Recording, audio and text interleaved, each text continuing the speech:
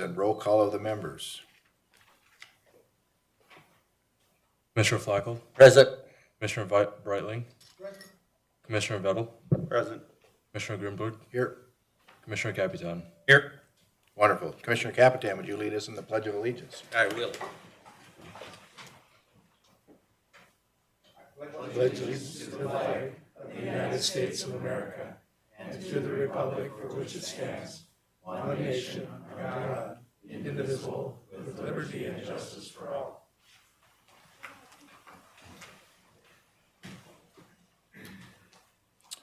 Next time, I'd look for a motion to accept the minutes from the previous meeting. So moved. Is there a second? Second. Discussion? Hearing none, we'll take a roll or a voice vote. All those in favor signify by saying aye. Aye. Motion carries. Next, approval of the order of the agenda. Do I have a Flacco moves motion? approval. Second? Second. Discussion? Hearing none, all those in favor signify by saying aye. Aye. Motion carries. Next, we'll have look for a motion to approve the consent agenda. So move. Second. Discussion? Hearing none, Chase, we take the roll. Commissioner Capitan, Aye. Commissioner Flacco, Aye. Commissioner Breitling, Yes. Commissioner Vettel. Aye. And I'll vote aye as well. Okay, at this time, we'll take public comment from anyone in the audience or online. Is there anyone here that would like to provide public comment? Anyone online? I don't see. Hearing none, we'll move on to the regular agenda. Item 1, property tax resolution and communications. Mr. Wilson. Mr. Chair, members of the board, this is a resolution and other communications that's really led by Chair Grinberg, working very closely with Finance Director Brandy Madriga. I've been involved in those conversations as well. Chair Grinberg, really at your direction, looking to take a look at our finances, the county's historical financial activities, and really consider and put forward essentially a counter proposal to some of the property tax cap legislation that is currently being debated in the legislature. And so what you have on this agenda is both a resolution that would state the position, as well as a corresponding letter that would describe that position, that we, if it is the commission's position, to make that position known and advocate for that moving forward in the legislature. I'm happy to go ahead and describe that in more detail, or would look to you if you want me to, or if you wanted to move forward to that. Thank you, Mr. Wilson. I guess I'd add a few thoughts and then open it up for discussion. As typical with a legislative session, the front load work effort of the legislature before crossover is a lot of activity, a lot of effort, a lot of testimony. We have submitted testimony requesting flexibility as the House, which has primarily had the property tax bills. We had some engagement. As we know now, today they start the second half of the legislative session. The 3 primary property tax bills are in the Senate now. And as commissioners know, with our weekly calls with the association and discussion about what the position is of the Association of Counties, or what our position at Cass County should be, it's in my opinion, it's my judgment that we should advance a resolution and offer a compromise, as Mr. Wilson stated. Just about every member of the legislature that you talk to on this topic, there will be a cap that comes out of this legislative session. It's just what type of cap. And so what we have proposed here for discussion, edits if you have different opinions on how this should be worded, is in essence provides flexibility where the resolution, I won't read the resolution in its entirety, but it details what the average taxpayer in Cass County has experienced from Cass County government over the last 5 years as far as impact to their property tax bill. On residential property, that's about an increase of $20 a year when you look at valuation growth at the same period. Likewise, with 160 acres of farmland, it's been an increase of about $14. So from an impact standpoint, Cass County government is pretty fiscally prudent in its decision-making, all at the same time being the largest growth potential in the state as the largest county. And so when we look at the two issues they're debating in the legislature being property tax reform, where caps would fall in line with that reform goal, and relief. The governor has proposed $1,450, up from $500, and relief. This resolution then, if adopted, then we would use in our testimony to the Senate Finance and Tax Committee that would basically say, follow the Consumer Price Index plus 2%, in essence not to exceed a 6%, or no less than 2%, allowing political subdivisions to capture half of their annual growth in population as well, recognizing the challenges of growth as well that we have with public safety in particular, and our state's attorney's office. And also maintain our authority under Home Rule Charter to exercise the decision-making that Cass County has experienced to this point in time. So that's in essence what the resolution does.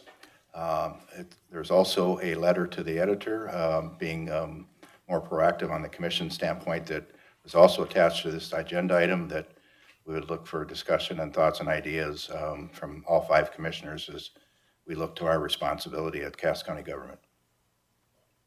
Commissioner Flacco. You want the motion first before discussion? That's totally up to you. Well, for purposes of discussion, I would move the suggested motion authorizing resolution number 25-02 describing Cass County's position on the property tax reform and local control and supporting efforts to describe that position to the North Dakota legislators and the public. Second. It's been moved and seconded. Discussion.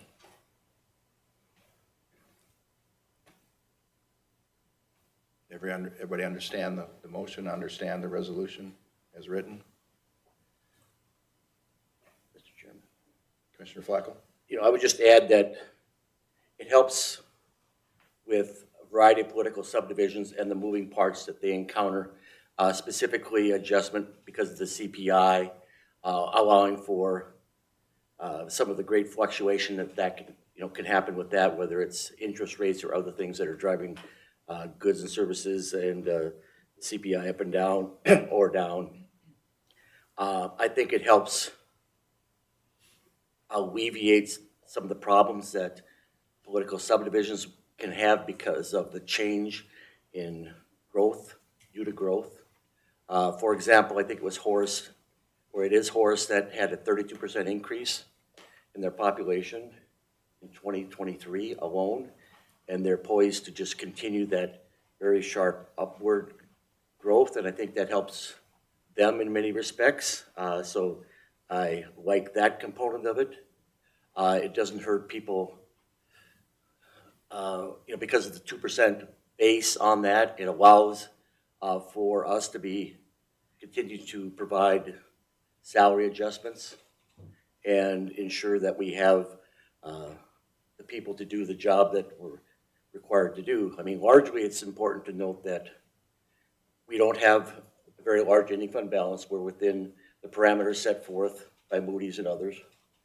And also the fact that we have some things that are coming online, like the 192 beds with a new pod that we have to make sure that we can provide staffing for. So I think this gives us some of that flexibility as we move forward to accommodate some of those other things for growth. We just can't go in there and just slash away the budget because it's hard, the biggest percent, and justifiably so, is, things related to law enforcement. And we have to meet the public needs with respect to that. And then after that, we look at roads and bridges. So there isn't really much discretionary that we can do for this. And I think this helps address some of the big concern. I think they're going to, as far as the property tax relief portion of it, pushes that kind of off to the side, and it's a separate issue because it seems, based upon all our conversations, that this is the root of our concern as a county and in talking with other political subdivisions as far as their concerns. And again, it caps it, so it can't be out of line with the wishes of everybody. I think this does a lot of things in a fairly concise, efficient manner. Further comments, questions? Again, just this distinguishes our first half effort of testifying on property tax with flexibility in mind, nothing specific. If we adopt this resolution, then we take a formal position of what we offer as if we want to use the word compromise, what we believe will work for Cass County. So there's a difference between what we testified before on the front half to what we're testifying potentially on the second half. And in my judgment, it should require full commission review and approval to move forward as such.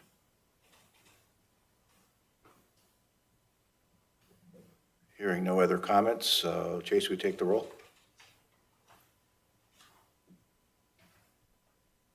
Commissioner Vettel, Aye. Commissioner Grunberg, Aye. Commissioner Capitan, Aye. Commissioner Flacco, Aye. Commissioner Breitling. Yes. Thank you. Next would be the draft letter to the editor that we would distribute to local newspapers to bring a message of Cass County's position and advocate for continued work on this legislation, as well as being transparent with the public of our actions here to be more proactive. So moved. Is there a second? Second. Discussion? Hearing none, Chase will take the roll. Commissioner Breitling, Yes. Commissioner Vettel, Aye. Commissioner Grunberg, Aye. Commissioner Capitan, Aye. Commissioner Flacco. Aye. Thank you. Next up, conditional liquor license application. Mr. Wilson. Mr. Chair, members of the board, give me just a moment as I pull my memo up. This is an item that came to the administration office and the state's attorney's office out of a particular, I would say, a constituent request to the commission, and looking to acquire a liquor license for a property. The proposal was is to build a building, house a business that would sell liquor in a unincorporated portion of the county in Reed Township. The thing that got this one a little unique is we have a pretty standard process where liquor licenses are most typically renewed. Existing licenses are renewed year to year. In the case of a new license or a transfer of license, I can think of a handful of those that have occurred in my time with the county. The steps for acquiring that license are very prescriptive in state statute. And there are 8 different steps. One of those steps includes review and approval by the fire marshal.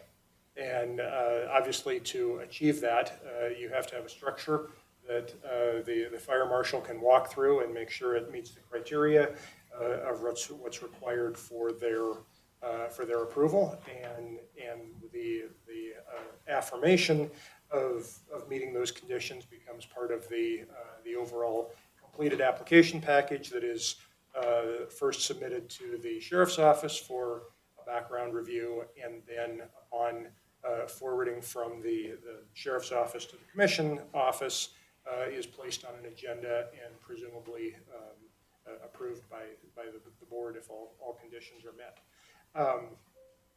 I think this was a unique situation of looking for some feedback or consideration of approval from the board prior to constructing of the structure. I think the logic of why that was requested makes perfect sense. That a developer, an investor would be hesitant to make the investment without some assurance of being able to then capitalize on that investment and move forward. The problem that we considered was how do we go through our process without building a structure that the fire marshal could inspect and sign off on.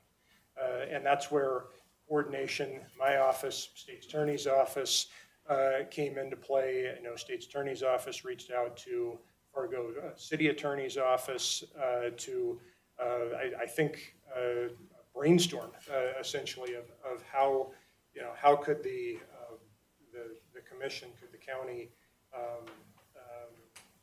be proactive and meet the needs of a constituent, but also follow state statute.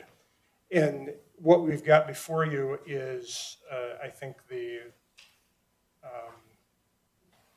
best solution that we collectively could come up with. And what you have is, and I'm just going to walk through a little bit of the criteria. There's 7 or 8 steps required for a full checklist for a liquor license application, depending on whether or not it has food service and needs health department approval. But you get these, check these 7 or 8 boxes, so to speak. At that point, it goes to the sheriff's office. They do their background, and upon completion of that, it comes back to the state's attorney's office, to the commission office. And so we were wondering, we were brainstorming, is there something that the commission could do for a conditional liquor license? Something short of a full approval, but would recognize the effort and the intent of an applicant and what they're attempting to do, and again follow statute. And so what we came up with was an application here for a conditional liquor license. And to apply for this license, an applicant would complete the first 3 steps of that. Number 1, answer the question, are the property taxes on the property current? Number 2, submit the information that the sheriff's office needs to conduct their background check. And number 3, payment of the fee for the license application. And with those first 3 steps, the county could, with your direction and creation of a conditional liquor license, issue such a conditional liquor license. Now, the question would be, what does that conditional liquor license represent? That does not confer an authorization ability to sell to sell liquor at that point. They still have to receive a liquor license. The applicant would still need to complete all the remaining requirements, check the box, but it would essentially be a recognition of being in that process. So that's what we have before you today for your consideration, is the creation of a conditional liquor license application that would be awarded or considered for approval upon those first 3 steps.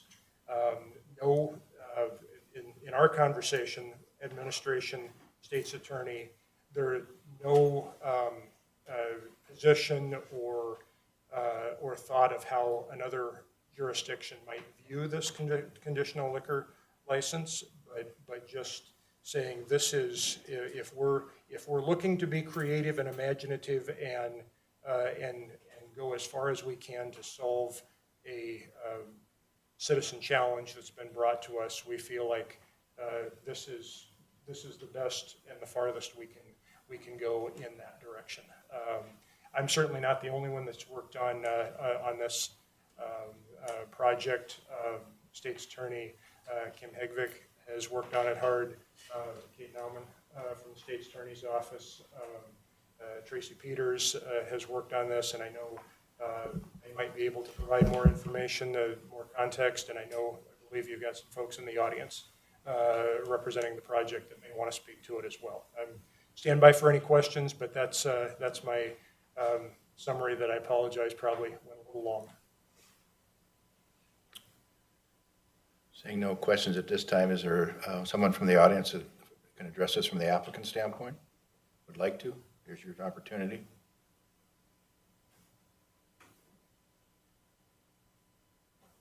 Seeing none. Questions, comments, your wishes? I would move for its approval.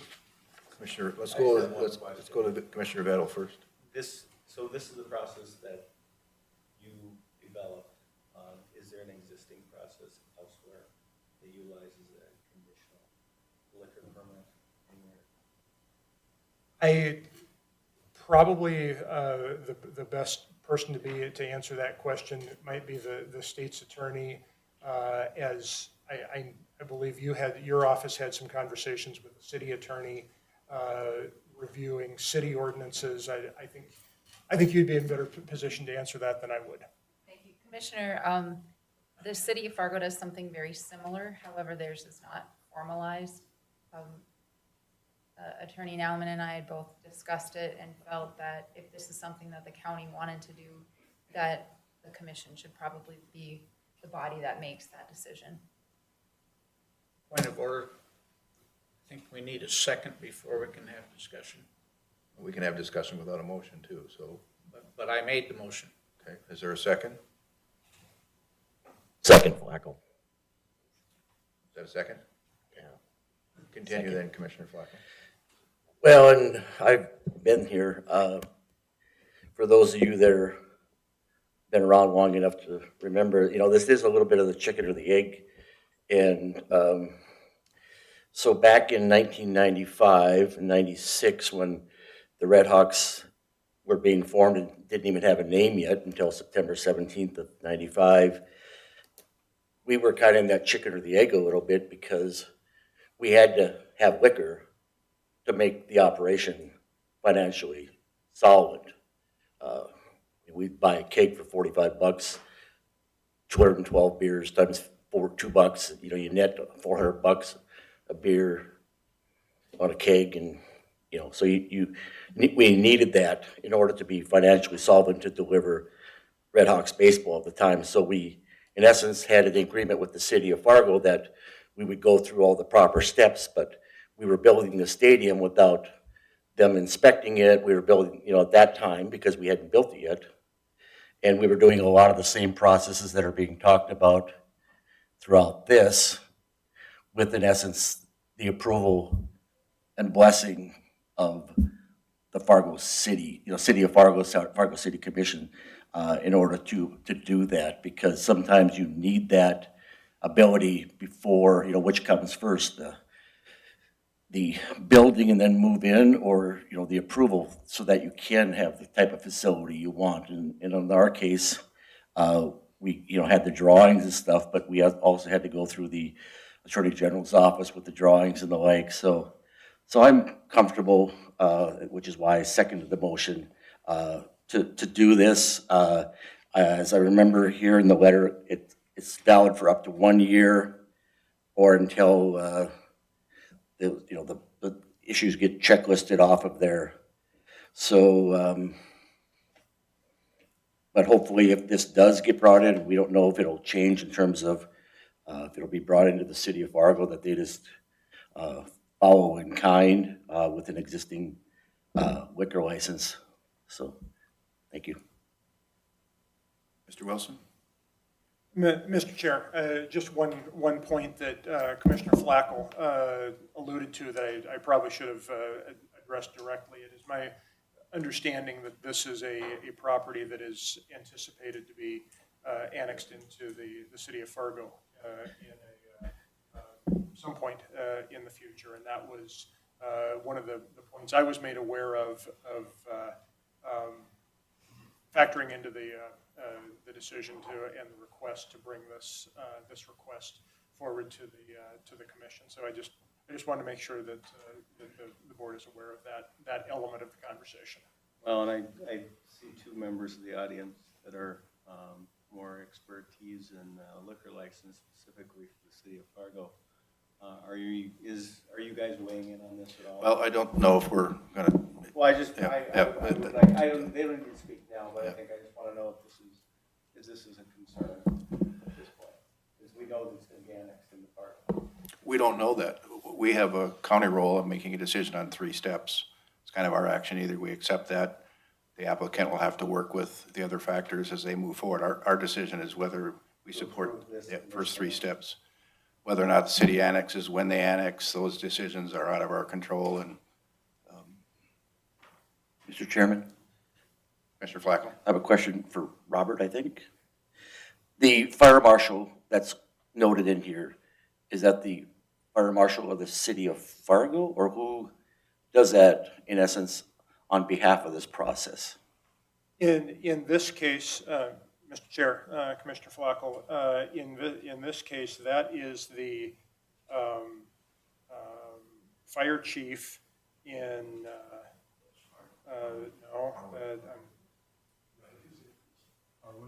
Harwood, thank you. I have it in my memo. I was just trying to find it on the fly. So it's the fire chief in Harwood. Thank you. Other questions, comments? I guess from my view, I know the applicant's worked on this a long time. There's been a lot of effort that's gone into this. We're not the last say in this, but, you know, if the commission chooses to adopt this, then we've done our job. The applicant's probably going to have a lot of other work to do as they see this through, and wish them well, I guess, but, you know, we've acted on what we've been asked to do, so that's how I kind of see it. As I understand it, the decision as to whether or not to issue will come later. We're just approving the application process. Mr. Wilson? Mr. Chair, Commissioner Breitling, that is correct. This is the application process. If you approve this process, I would say there's probably a high likelihood that we would get an application that would then be considered. So if we pass this, will all future applications be conditional? Or is this just whoever chooses to go through the conditional process first? Mr. Chair, Commissioner Vettel, this is an option of, that an applicant, they would not have to. Any other comments, questions? Case, go ahead and take the roll, please. Commissioner Flacco? Aye. Commissioner Breitling? Yes. Commissioner Vettel? Aye. Commissioner Grinberg? Aye. Commissioner Capitan? Aye. Next up, item 3, abatement application for Amanda Jenson.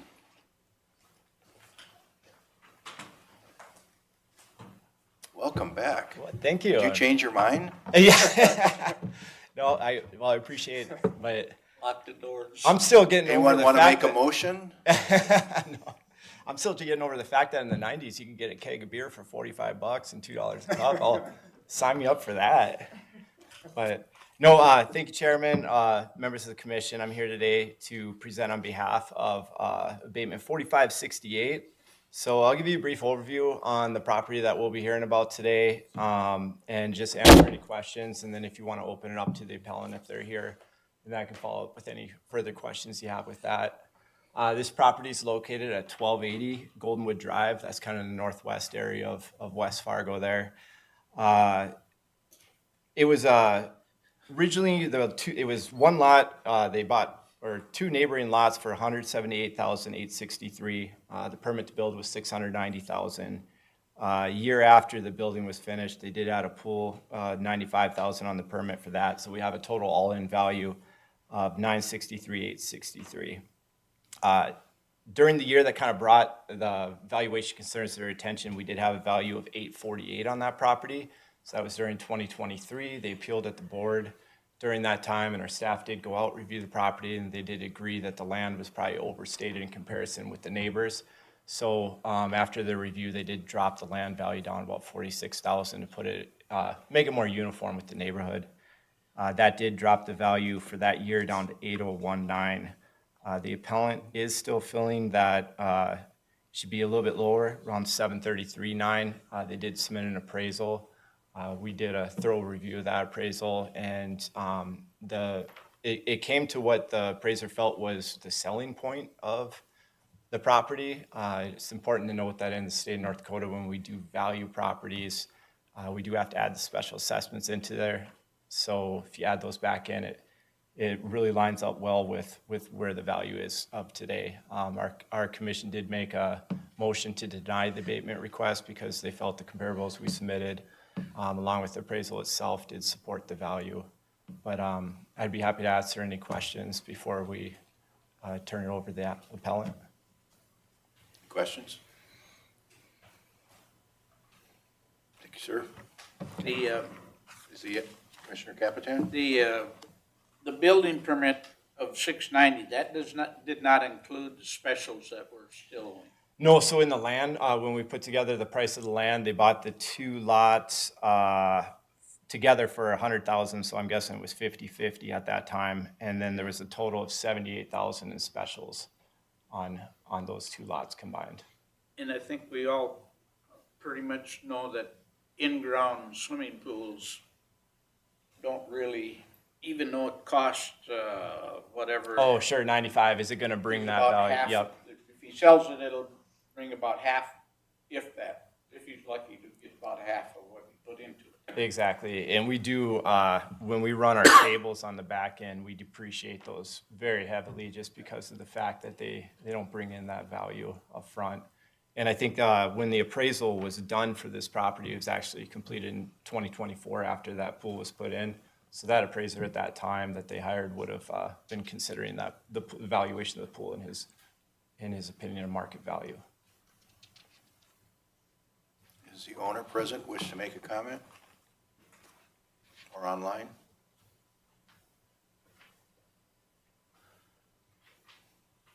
What are your wishes?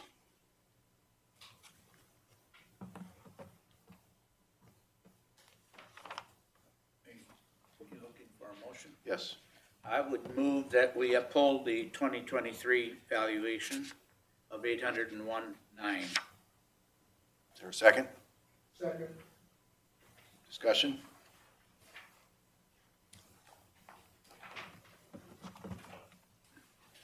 Hearing none, we'll have Chase take the roll.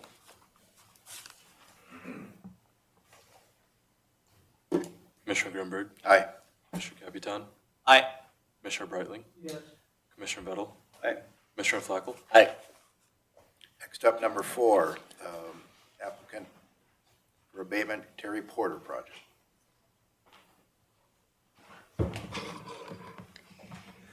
Good afternoon, Chairman and Commissioners. My name, for the record, is Mike Splonskowski. I'm the City of Fargo Assessor. And the next 3 abatements before you are, I'm going to be presenting on. The first one is a house in South Fargo, and the filed an abatement just simply because there was a drop in value for the assessment of 2024. And that's basically different from the 2023 value. And the 2023 value is what the question that we're looking at today. The 24 value dropped as a result of the reappraisal efforts that we had done, and this does sometimes happen when we're doing mass appraisal.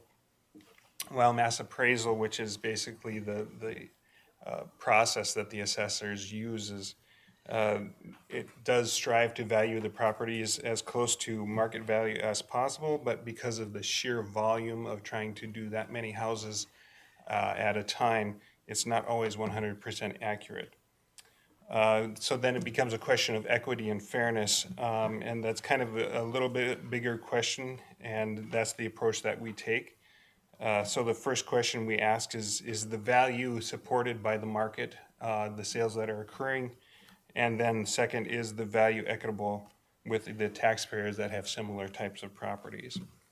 So in this case, on this property, I presented sales of similar properties. Some of them are, all of them are actually in the same neighborhood, and some of them are extremely comparable, very comparable houses. The sales that I have before you have a median sales price of $306 per square foot. And the subject is currently, or for the 2023 value, was valued at $301 per square foot. And then if you look at the comparably assessed properties, the median of those properties, again, very comparable, are $307 per square foot. So given that information, we do feel that there's market support for the 2023 value, as well as it is being treated fairly and equitably with similar properties. So we are recommending no change of value on this property. Questions? We need a motion then to confirm that? Are they here? Look for a motion. I would move to retain the 2023 value. Second. Moved and seconded, discussion. Are the owners here? Is the owner here? Yes, I am. Would you like to? No, I had a conversation with Mike and he explained it very well and I appreciate his time. Hearing no other comments, we'll take the roll. Commissioner Capitan, Aye.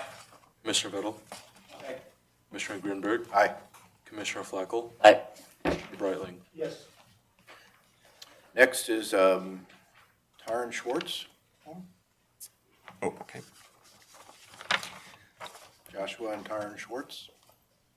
All right, so this house is just a little bit different in that the value was, again, lowered as a result of a recheck that we had on this house.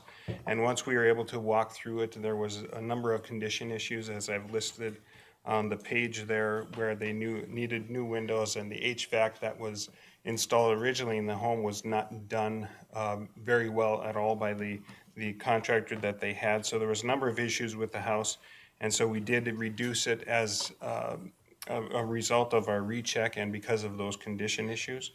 When we made this recommendation, I did contact the owner, and he was okay with the decision, the recommendation that we made. So we are recommending a reduction of the 23 value from $505,900 down to $450,800. Anyone from the Schwartz residence here like to say anything? Hearing none, look for a motion. Mr. Chairman, I would move to accept the staff recommendation reduced to 2023 to the 2023 assessment of $450,000 and $800. Moved and seconded. Second? Commissioner Breitling got you. Okay. Further discussion?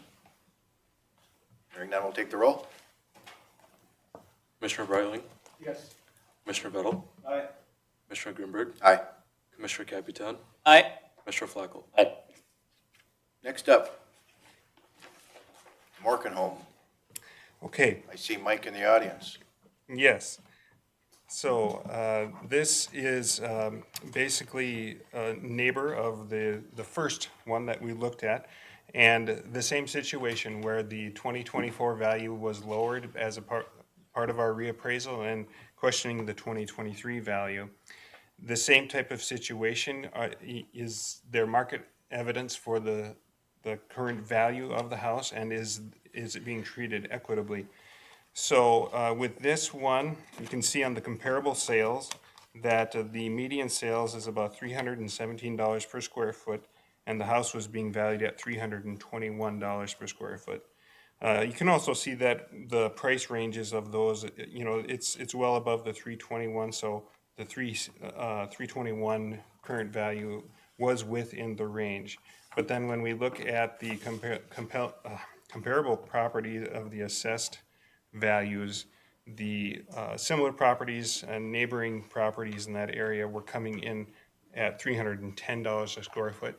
So we did agree that there was some inequity there, that the house was probably being overvalued to a certain degree and wasn't being treated fairly for property tax purposes. So we did recommend a reduction of the value for the 2023 down to $515,500, and that is down from $533,700. Mr. Morken? Would you like? No, we settled, it's not as much as what I wanted, but we settled on it for the sake of moving on. I'm not here to, be, an angry taxpayer or anything, but I just wish there was a simpler way to understand it. It is, I realize that it's so complex to try and come to an assessment that it makes it hard for why Terry's isn't approved and mine is, and we live right next to each other. It's hard, it's just hard to understand. So I appreciate, like you said, all your effort. And Commissioner Breitling? I have a question, but it's a general question. I notice in your data that 3-stall garages may jack up the price dramatically. Well, when it comes to appraisal, the amount of stalls to a garage, actually, we can document that the amount of stalls that you have does affect the price to a certain degree. Just like the amount of bathrooms in the house will, the finish of the house, the type of kitchen you have, these are all things that play into the appraisal realm.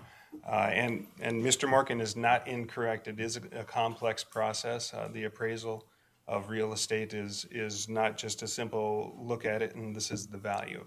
There are many factors that go into that decision and coming up with that opinion. And then there's many factors that go into it. Okay, now we support the opinion. Again, it is an opinion of value, and the market is very unpredictable. And so it becomes a pretty tough job to do that type of thing. But yes, that is one of the factors that we use to try to determine the value.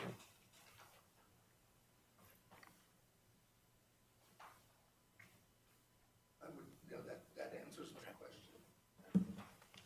question. What are your wishes? Move to approve Is there a second? as recommended.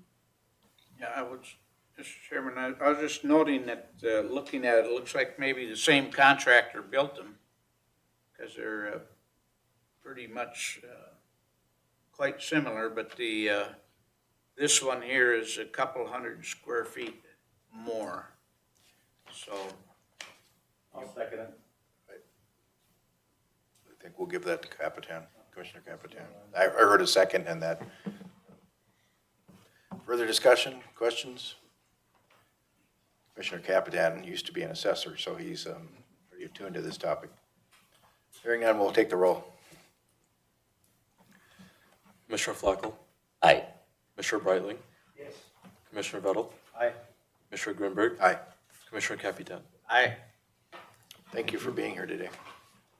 It is complicated, and if you were here in the front end, our approach with property tax reform has been something we're going to start to advocate more for on behalf of taxpayers with flexibility, and the Cass County Commission, in my opinion, over the last 10 years has done a very good job of reducing valuations to minimize the impact on taxes to residents as far as county government goes. So thank you for being here and bringing your concerns forward.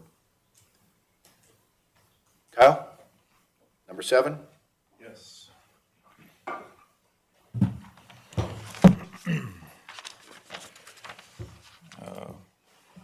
Mr. Chair, members of the board, bringing forward a revision to the County Highway Access Ordinance. The revisions proposed are in section 8.1 and in section 10.1.2. Section 8.1 is in regards to the performance guarantee for temporary accesses. Right now, it's $1,000 refundable payment once the temporary access has been cleaned up. And we're proposing to move that to $5,000 to put a little more teeth into getting these taken care of in a more timely manner, as well as, restored to county standards. And, it also covers any damage to our road infrastructure with heavy loads or anything that was using that temporary approach. And then section 10.1.2 is in reference to access spacing. And there was a blanket distance of a 1/4 mile. And we are proposing to change it to a 1/4 mile within city limits and a 1/2 mile outside of city limits. And what this does is it, kind of upholds what we have now as far as, access points on the higher speed county roads, outside the city limits. And, it provides safety for future expansion and planning, as far as improvements to intersections, turn lanes, roundabouts. So we have that necessary spacing to put those in there, especially on our roads that are 65 miles an hour right now. So I guess I'd be looking to conduct the first reading and then a second reading later on. I'll stand for questions. Questions? Looking for a motion? Move to authorize the first reading of the ordinance amendment. Is there a second? Been moved and seconded. Further discussion? Take the roll. Commissioner Capitan? Commissioner Capitan? Aye. Commissioner Grimberg? Aye. Commissioner Flacco? Aye. Commissioner Breitling? Yes. Commissioner Vettel? Number 9, utility permit. I believe it's number 8. Oh, sorry, number 8. Mr. Chair, members of the board, this agreement is in relation to the grading project taking place out in Tower City.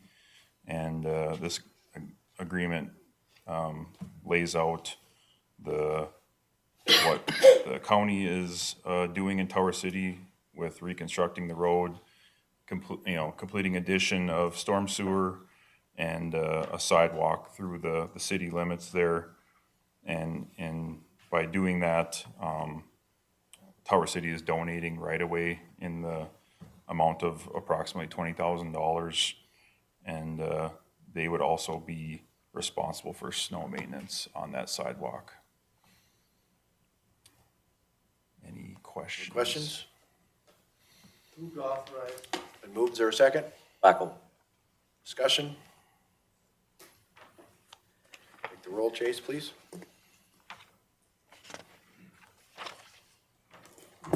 Commissioner Flacco? Aye. Commissioner Breitling? Commissioner Vettel? Aye. Commissioner Grimberg? Aye. Commissioner Capitan? Aye. Next up, utility permit application.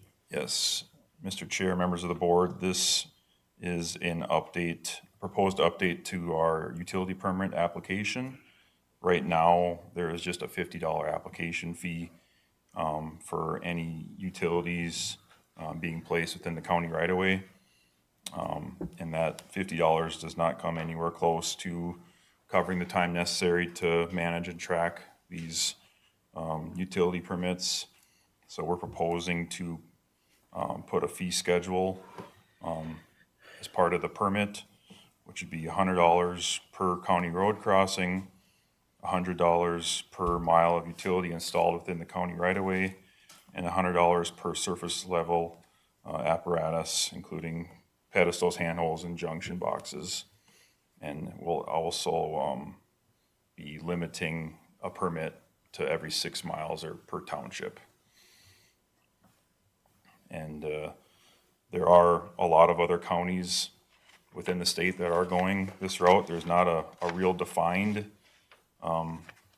fee schedule. We kind of picked and prodded from other counties to kind of come to a fair assessment, but I think this will really help with the overcrowding of utilities within our county right away, especially closer to the metropolitan area. And give, utility companies a little more motivation to secure their own easements. Commissioner Flacco? Mr. Chairman, Kyle, there would be a lot of differences. I mean, do you believe that this kind of gets you, you're clearly losing money before, does this kind of get you to a break-even point, more or less, you think? Mr. Chair and Commissioner Flacco, I would say it's closer. It's definitely not all the way there, and I we are providing a service, so I understand that we're not going to be even money on this, but I mean, we're more so looking for, instead of recouping costs, we're more so pushing utility companies to at least pursue getting an easement so that during construction projects and overcrowding, I've gotten spoken to many times by Casserole Water and other utilities for some other people coming through and not doing their due diligence and checking, and they put lines over the top and they're hitting other utilities, and it just is a lot of, cause for concern with overcrowding in the right of way, and then during construction, it's a big headache to get everything moved adequately. Okay, continue. Mr. Chairman, I would move to authorize the chair to approve revisions to the county highway utility permit applications as written in the document we've received. Is there a second? Second. Discussion? Hearing none, we'll take the roll. Commissioner Grunberg, Aye. Commissioner Capitan, Aye. Commissioner Breitling, Yes. Commissioner Vettel, Aye. Commissioner Flacco. Aye. Thank you, Kyle. Yep, thank you guys. Sheriff Johnner?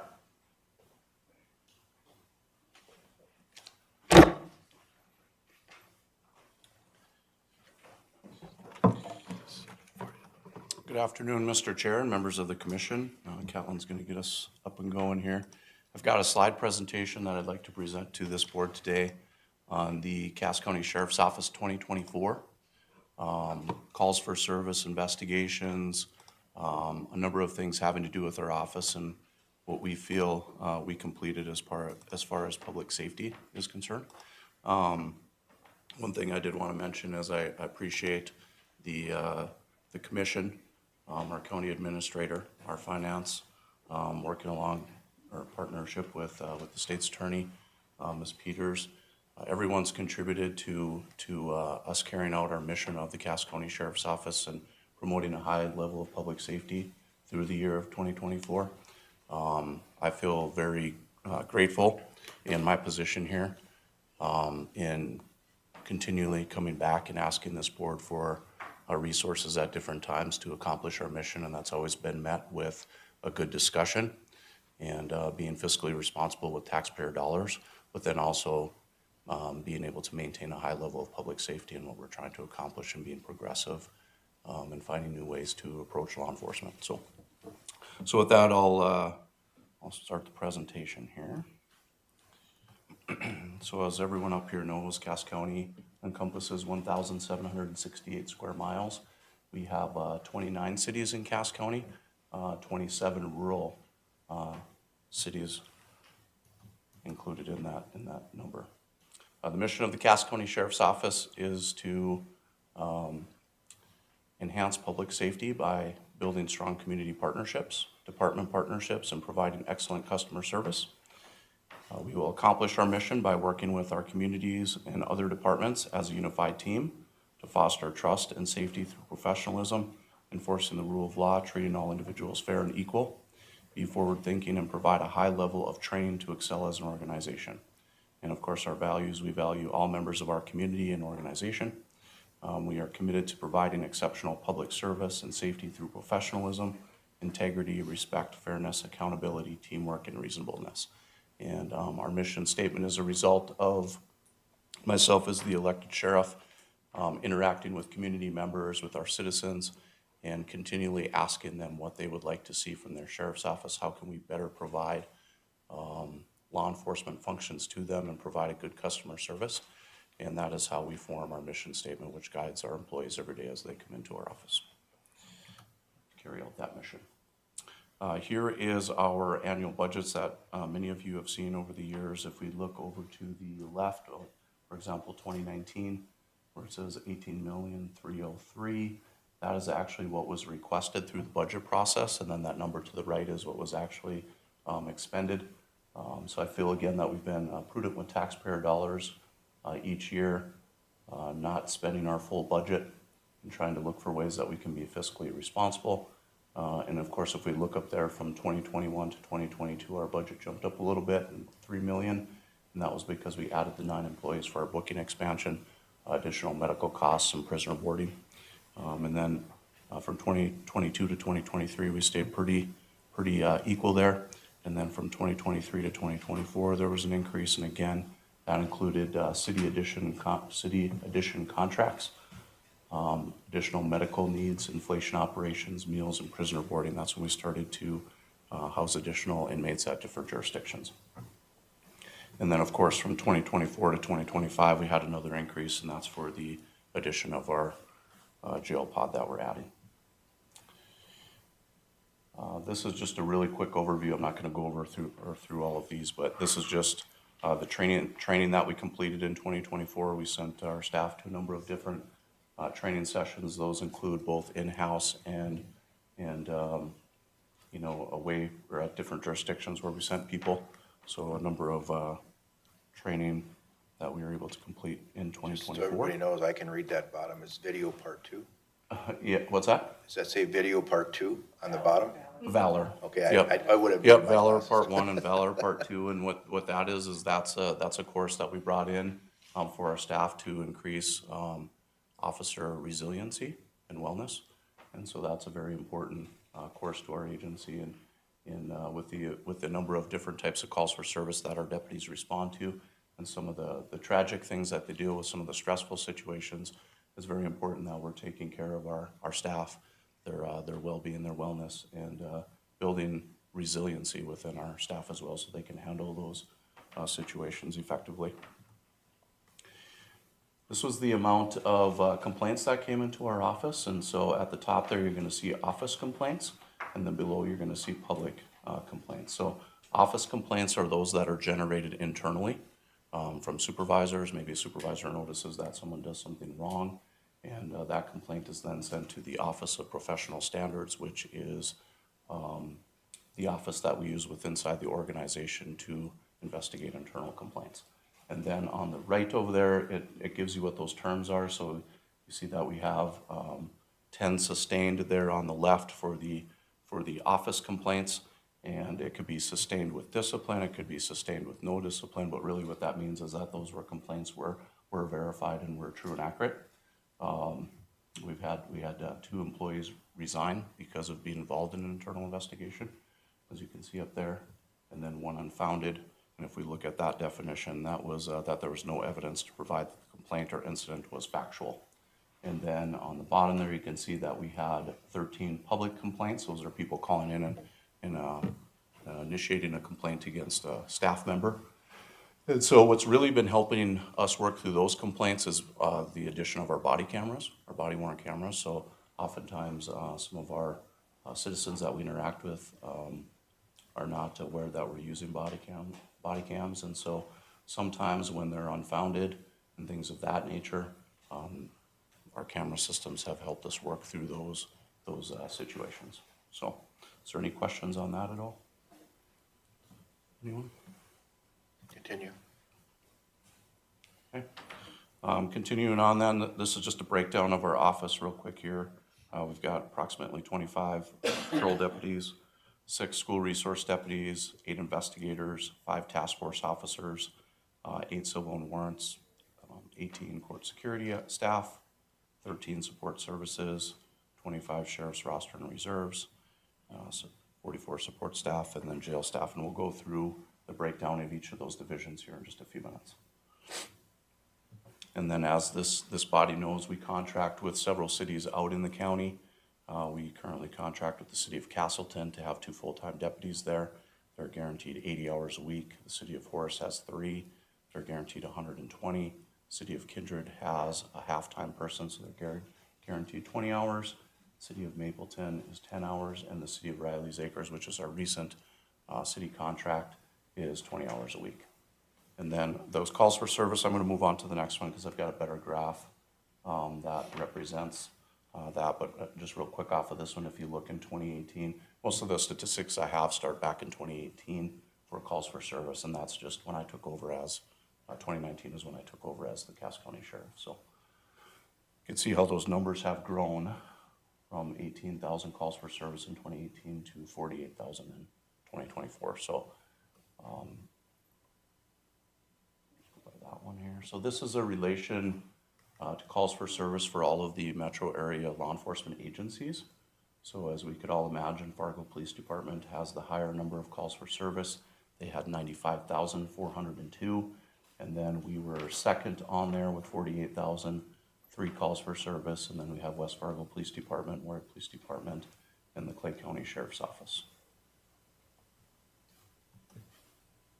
Here is a representation over the last 3 years, so you can kind of see how those calls for service have grown for the Cass County Sheriff's Office. And I can explain that a little bit from, as you see on the bottom there in 2022 is the color blue. And we had 28,334 calls for service that year, and then it jumped up in 2023 to 43,000. And I would attribute that to an increase in some of our civil process paper services, but then also that, of course, was the year that tragically Officer Jake Waldine was shot and killed in the city of Fargo. And we covered a number of calls for service in the city of Fargo for them for about a month's period of time, in addition to covering all the calls for service out in the county. So that really moved our calls for service numbers up. And then from 2023 to 2024, again, the addition in calls for service there would have been another addition of civil paper services. We had approximately almost 10,000 of those, which I'll show you here in a little bit, which is a lot of paper services.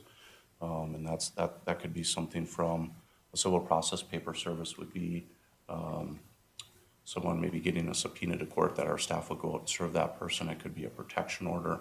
It could be a small claims action. And so each time that a deputy goes to look for that person, that generates a calls for service.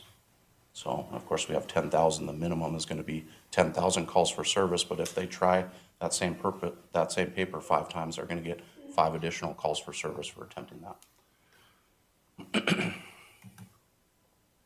Here are the amount of citations and warnings that were issued by our agency. And again, I went back to 2022, so you can kind of see a comparison.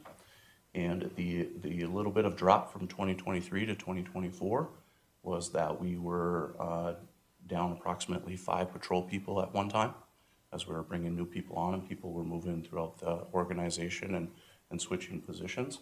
So we were a little bit short on the street, and that would be what is attributing to that little bit lower number. And of course, because those graphs are so big, it makes it look like there's a bigger gap because of how big the graphs are. And then here are our case reports. And the case report is someone calling in and making an actual physical report. They want to report something, and it generates a report, which can be a little bit different than a calls for service. Because again, a calls for service could be that you call in a suspicious vehicle at your residence, and a deputy is dispatched to that location, and they go search for that vehicle, and maybe they don't locate it. That's going to generate a calls for service. But this would actually be someone calling in and making an actual report, documented report of an incident. And again, they dropped down a little bit. So, but the increase in the graph there is just because of how big those graphs are. If we look at it, it's actually not that much different, about 100 different in number there. Okay. Again, that documents our calls for service there, our case reports that we just went over, the traffic citations and warnings, and then we have our motor vehicle crashes on there as well. So those drop down a little bit. Of course, we always want to see that number drop.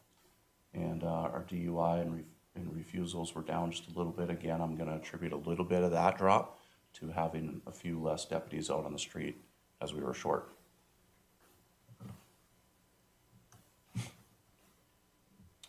And these are our total documented calls for service as far as people calling things in and reporting stuff to us.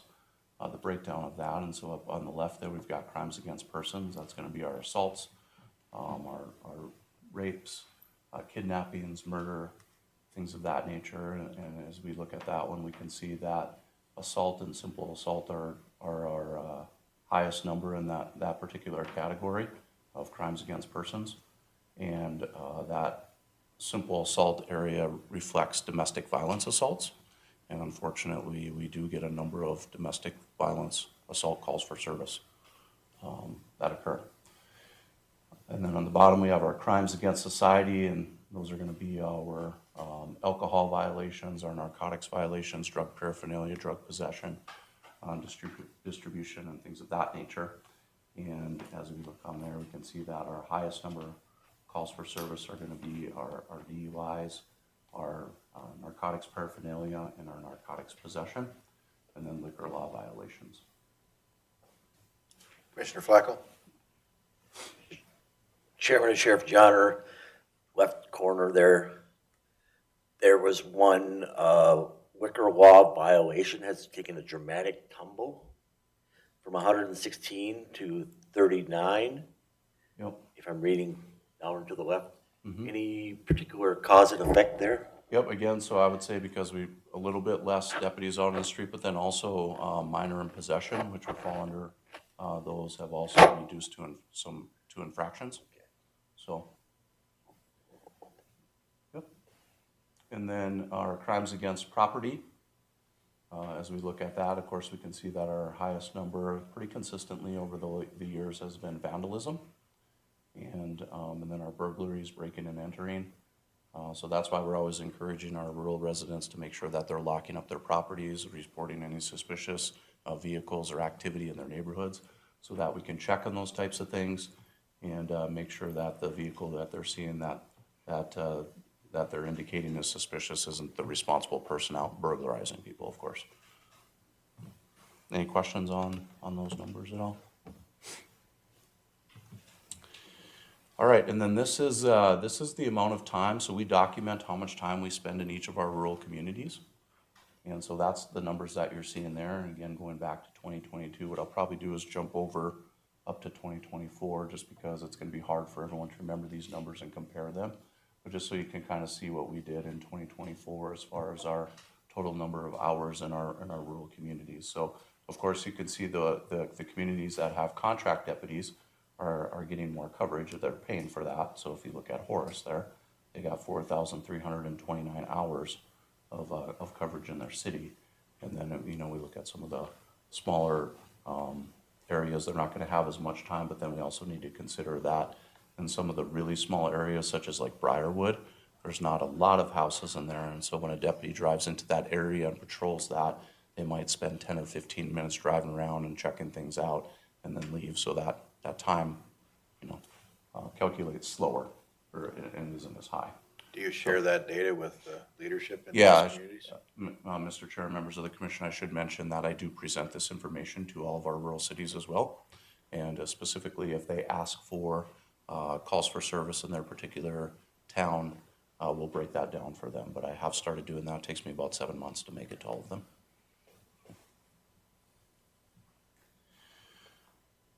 I did break down just a little bit. I thought maybe you guys would be interested to see kind of some of our higher numbers or calls for service in our rural cities and which ones usually calculate those calls. So as you can look there, the city of Castleton and Horace are both in the 5,000. So they've got a little bit higher populations as a reason for the calls for service. They have contracts with us as well, so that assists in calculating those numbers, and then I just broke it down from each city. So I don't know if you'd be interested in that or not. And then, of course, as you guys all know, we have our school resource deputy program that I'm very grateful, and the schools are very grateful for your partnership in this.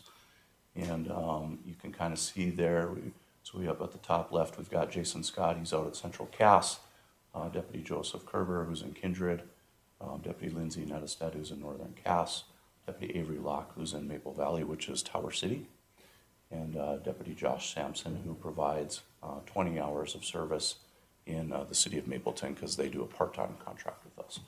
And then, as you guys know, the participating school districts cover 75% of those contracts, and the county pays the other 25% to make that work. far as I know, we are the only county in North Dakota that works together with our schools to have school resource deputies in the state. I think I maybe said county in the state. So there's those breakdown of what those costs are for those contracts. All right, jumping into our K-9 unit, we currently have 2 K-9s, as you're aware. K-9 Coda, who was Shields Hardware helped purchase K-9 Coda for us, and then K-9 Griggs, which Griggs Telephone down in the Kindred area, that helped us through a partnership purchase both of those K-9s for us. And there's the numbers on the side there in the yellow. You can kind of see what they seized or assisted us in seizing in 2024. So it was $50,680 in cash seizures, 13,000 grams of methamphetamine, or 29 pounds, 4 pounds of cocaine, 1 pound of marijuana, and 6 grams of fentanyl pills, at a total of 20 deployments, and participated in 200 training hours. We currently have, as you guys know, a person assigned to the North Dakota ICAC task force. That's Internet Crimes Against Children. That person is stationed over at the North Dakota Bureau of Criminal Investigation office, and participating agencies for that task force is, of course, the North Dakota Bureau of Criminal Investigation, who oversees it. We have 1 person designated to that task force. Fargo Police Department has 1 person designated to that task force. That's who makes it up.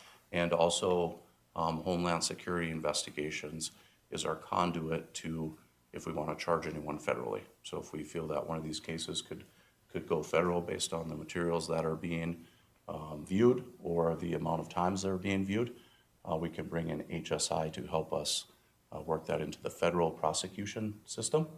Also, they assist us with sex trafficking cases because they have expertise in that matter. So there's our calls in there. A few seconds to look that over. That person is very busy, unfortunately.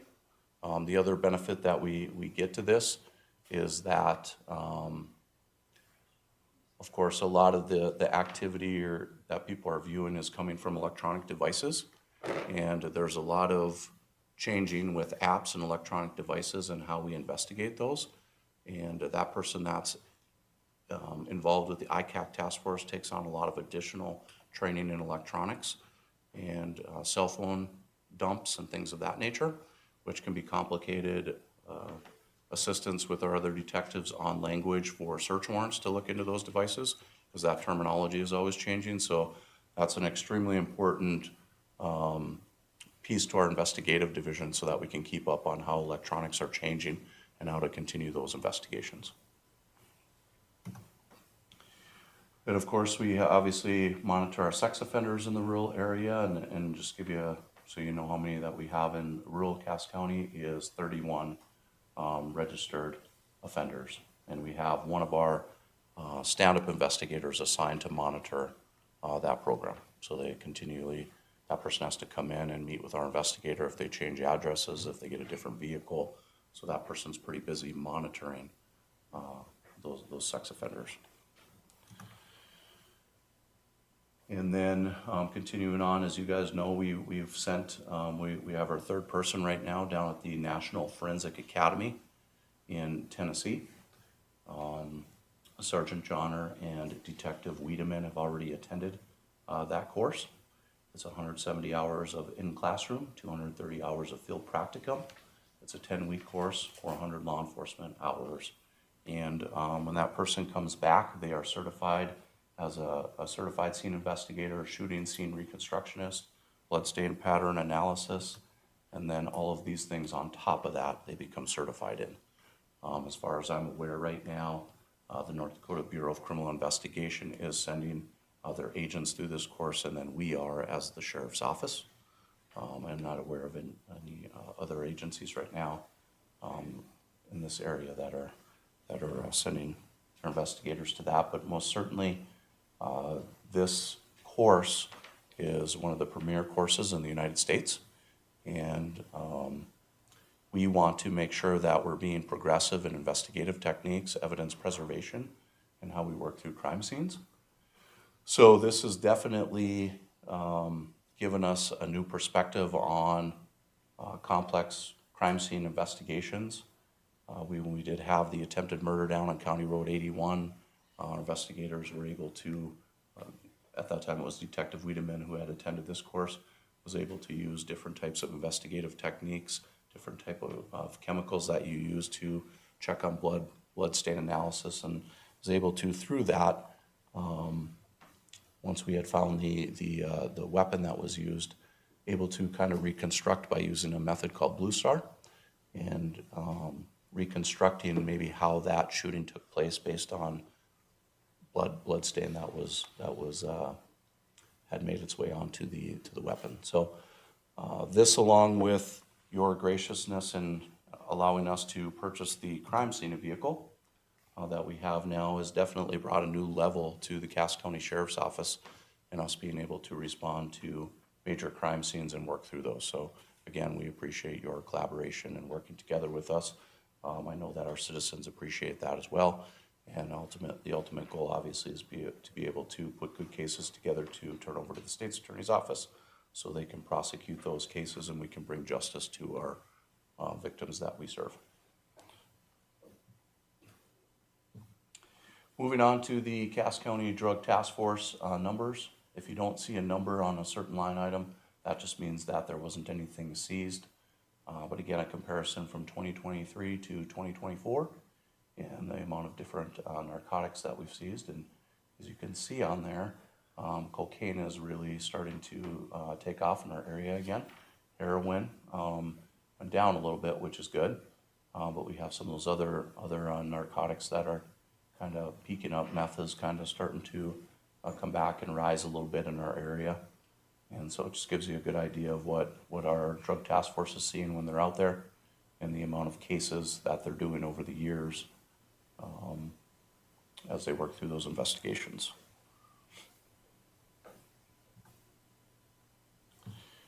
Metro Area Street Crimes Unit numbers from 2023. Now, there was a supervisor change in that unit.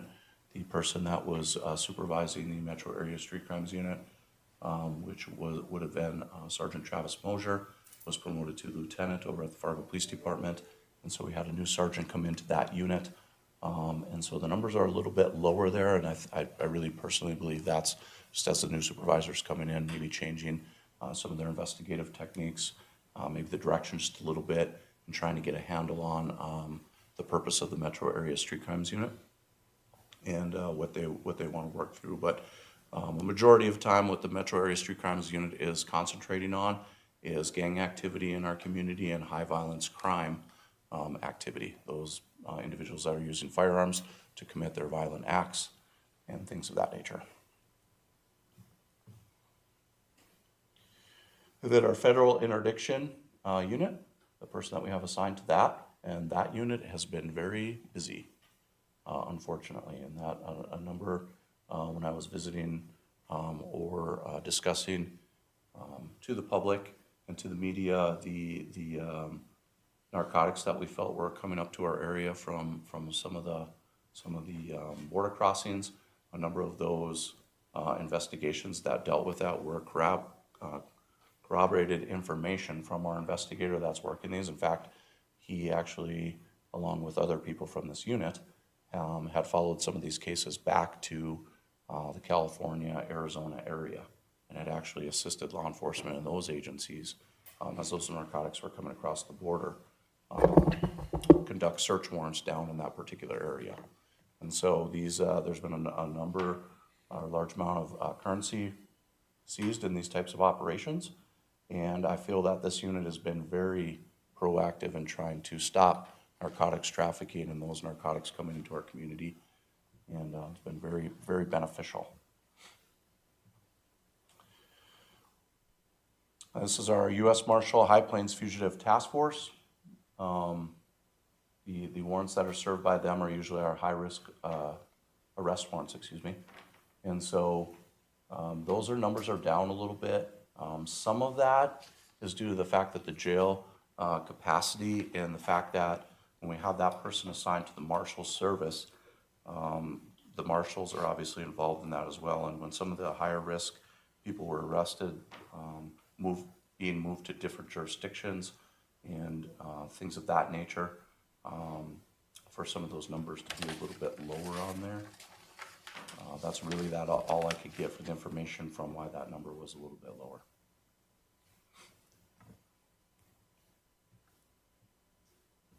All right, jumping into the jail then, or excuse me, court transport and court security.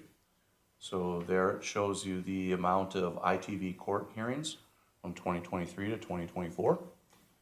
Our mental health hearings, and keep in mind that if some of the numbers are lower on the 2024 side, that's going to be again because of some jail capacity where some people weren't brought into the facility.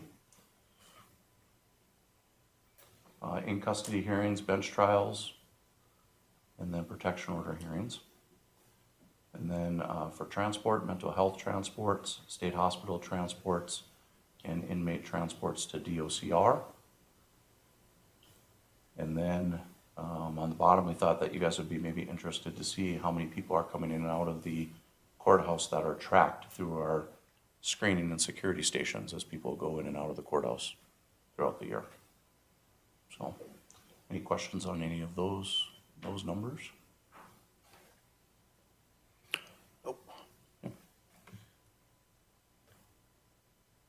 And then this is our civil process and warrants division inside the courthouse here, and what they have worked through over the year. So warrants received, warrants cleared. A number of our warrants received and being cleared right now are actually our secretarial staff at the sheriff's office contacting people by phone and letting them know that they have a warrant and that they can come in and set up a court date or take care of it that way. And so we've had some success doing that, obviously, with the jail capacity issues.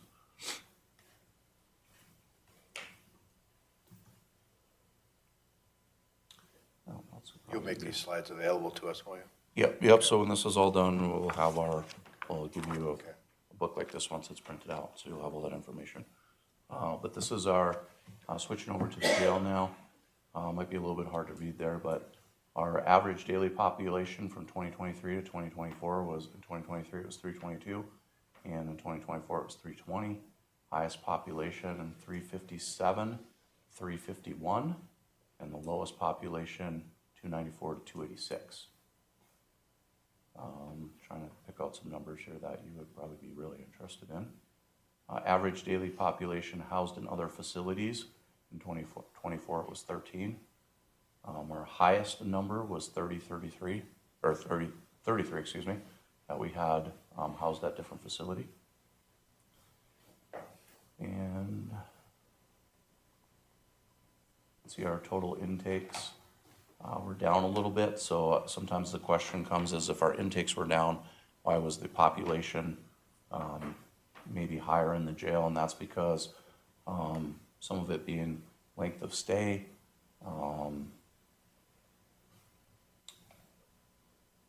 other reasons. I guess I'm not fully aware of why that would be, but I don't know if there's anything else on there that you guys are interested in. We have medical on there, mental health assessments. Yeah, we can, if you can provide us, so we can maybe do a follow-up. Yeah, so I'll go over every number. And then our community supervision unit, just give you some numbers on that, on total participants for our community supervision unit. Is everyone aware of what that is up here? Yeah, those are individuals that we feel are safe to be in the community, that we monitor on a day-to-day basis with 2 individuals from our community supervision unit. And then our SCRAM bracelet, drug patch, the amount of individuals that we have in those different programs there.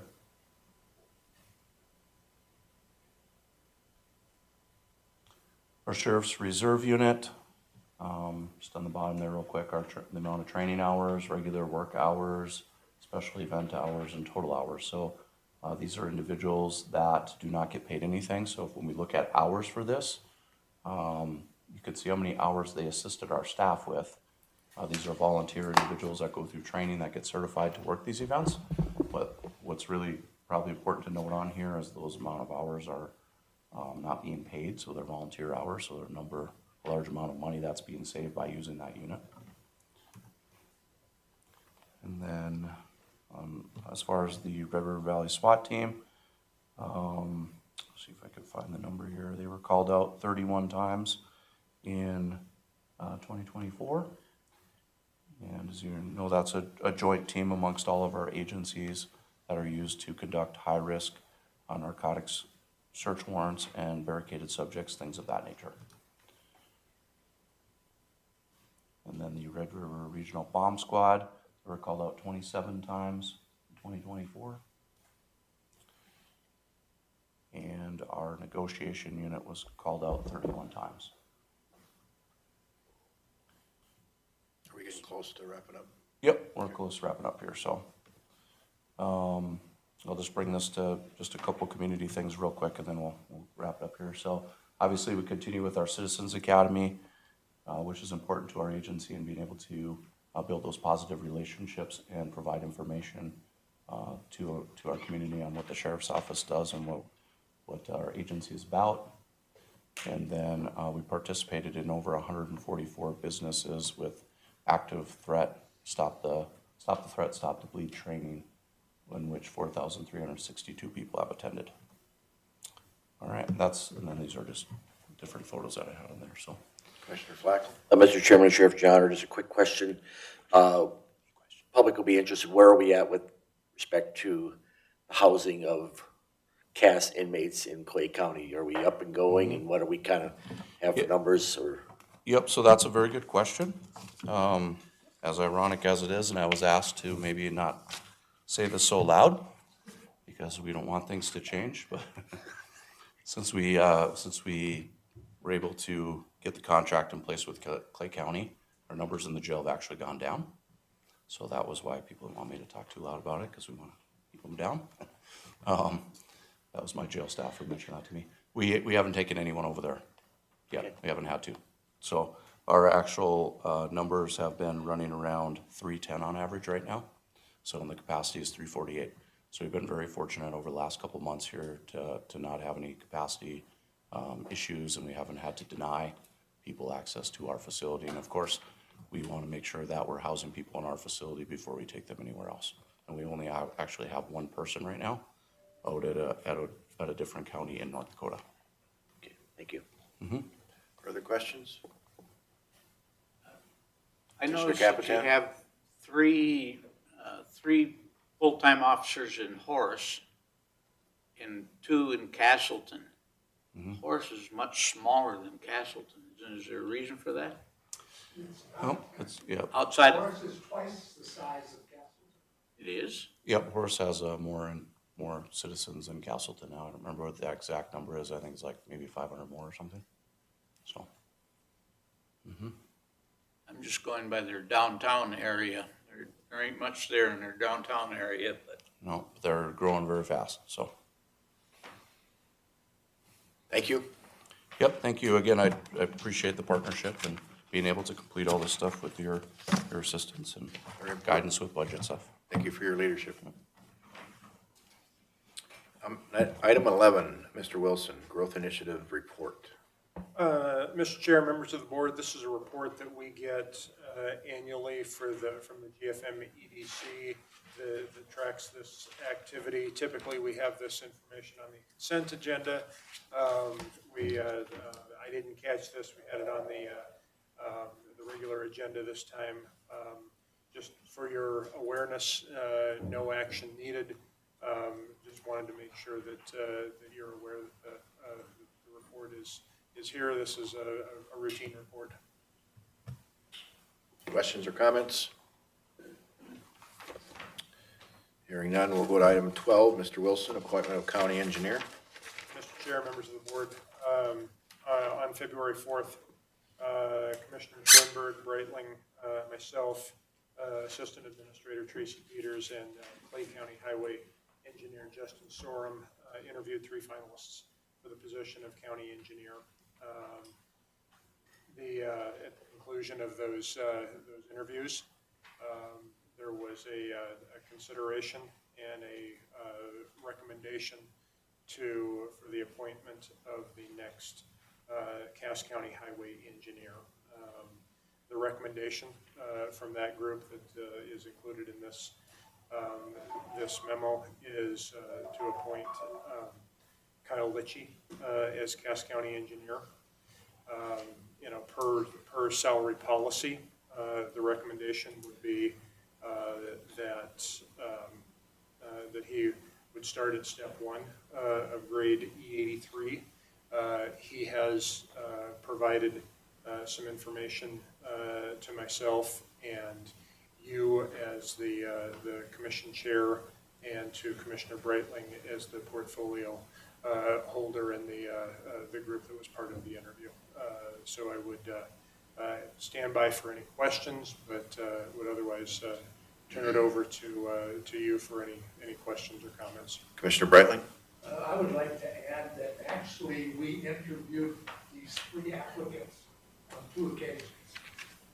And there was a gap of about 10 days in between. The second set of interviews, the 3 were given the opportunity to provide a video presentation. All 3 did so. And I was very pleased with the information that they provided. They were, at the close of that presentation, of those presentations, we were given the opportunity to ask questions, and I was pleased with the responses that we received from all 3. It was a difficult task, but the recommendation as provided by our administrator was unanimous at the time. And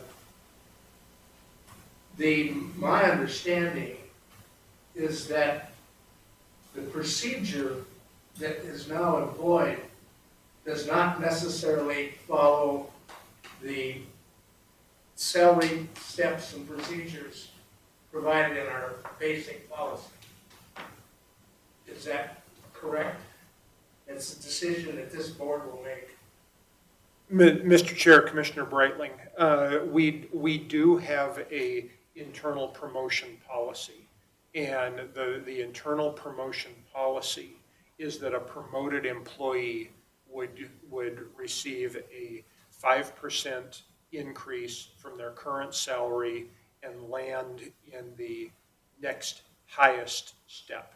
So, and my understanding is that is a fairly standard promotion policy among public entities. Now, you as a board making the appointment have the ability to certainly do something different than what that policy directs. But that the promotion policy is explicit in what is directed for internal promotions. The discussions that we've exchanged with Kyle provide me with sufficient information that we should deviate from that printed recommendation that the administrator referred to. And I would, in my motion to name Kyle as the next county engineer, I would also include the compensation that would be at 25. The $125,000. Which would be the step 3 category if I... It's within the step 3 category. It's not exactly step 3, but it would be within the step 3 category. Is there a second? Michael, seconds. Further discussion?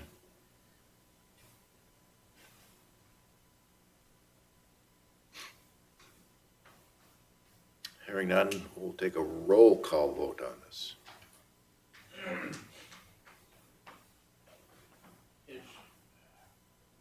Commissioner Capitan. Are we voting on Kyle to the position of county engineer and $125,000? The motion is to appoint Kyle to the position at a step 3, which is approximately somewhere in the 125,000 range.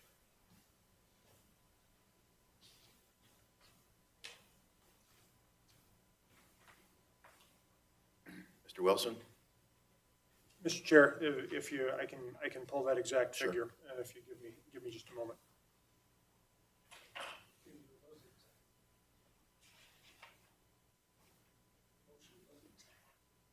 Okay.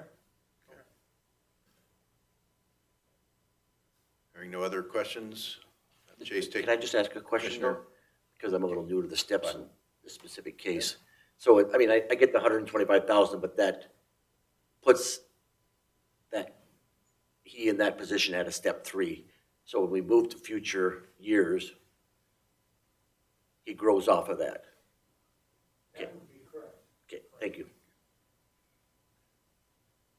And I think the records reflect that he recently received a step increase, or last month received a step increase, which was the appropriate time for his step increase.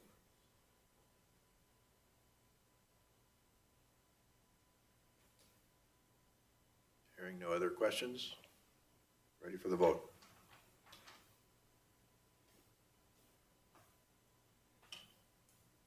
Commissioner Grimberg, Aye. Commissioner Capitan, Aye. Commissioner Breitling, Yes. Commissioner Vettel, Aye. Commissioner Flacco. Aye. I have reviewed the vouchers and find them acceptable. I would move item 13, approve the vouchers. Second. Discussion? Hearing none, we'll have Chase take the roll call vote.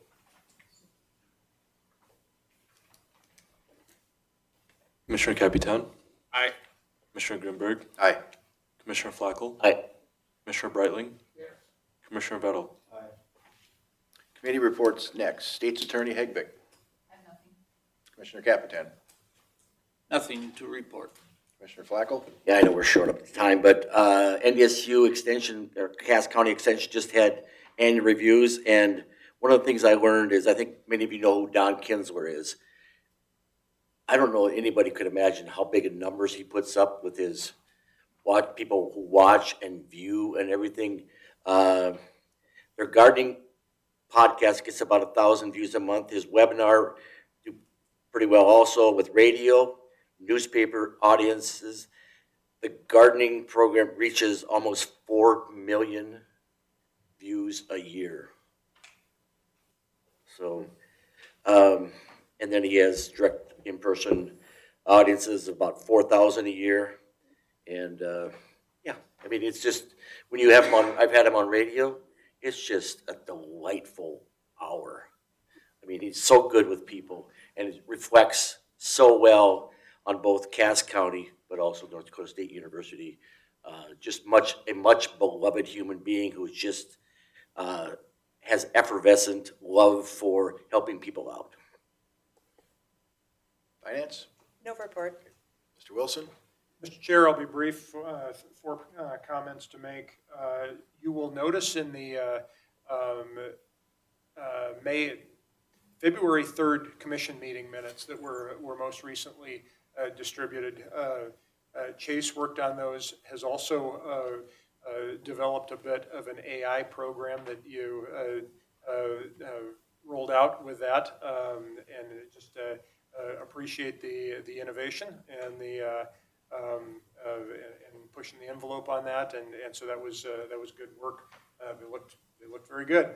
A couple of points that IT Director Bob Henderson asked me to share, and this one is from a month ago, came in a day or so after our previous meeting, but he came before you about a month or so ago looking to pre-purchase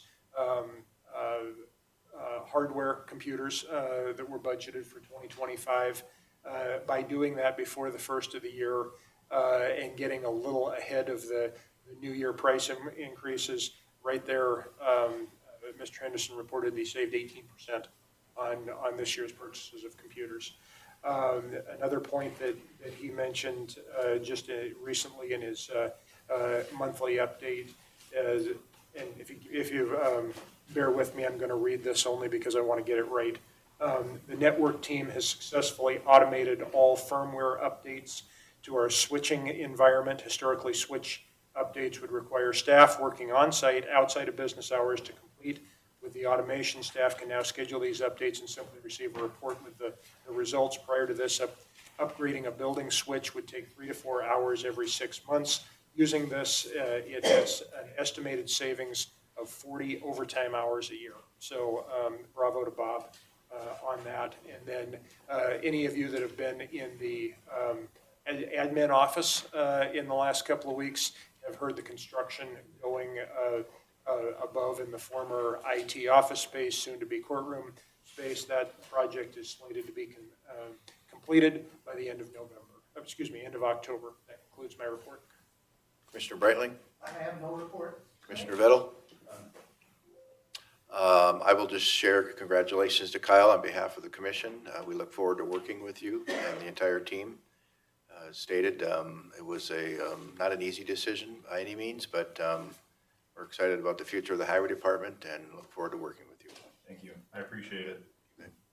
I have nothing to report as well. Correspondence. No correspondence. Thank you. Motion to adjourn? Is there a second? Wait a minute. Wait, before we do that. Just some housekeeping. The regular agenda item for the property tax resolution and the consent agenda, resolution for spring load restrictions had the same resolution number. So just, they're both resolution 2. So just so that's taken care of, I guess. We'll make note of that so that we get them numbered accordingly. Thank you for Thank you.